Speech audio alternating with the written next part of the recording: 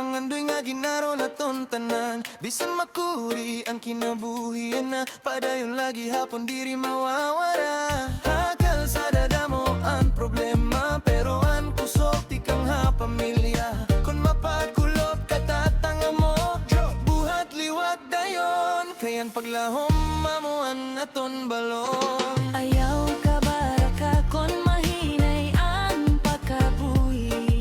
Importante may daka karuyag kabuton. Basta magkita ingan magdinamayan. Waray imposible kon kita magurusa. Pagaray hakita ayaw pag-unang, bisan ang kalibutan usahay mabugat. Kantangan sayaw ipakita ang kusog, mga pangarap naton diri mapupugnan. Pagray hakita barayon lagi hap. Bisan mayunos nga aton ginagiyan. Hatag sa nga tawa, hatag sa nga kanta. Makikita mo ang paglong nga buhi pa.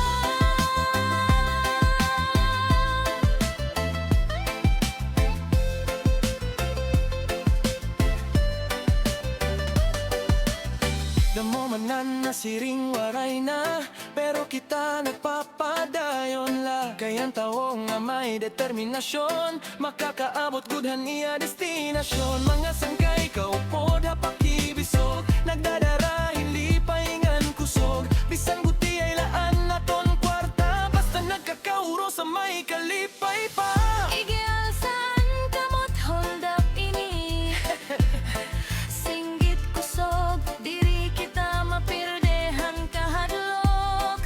Ang kinabuhi bagan balod hadagat, pero kita marigon nga malupad.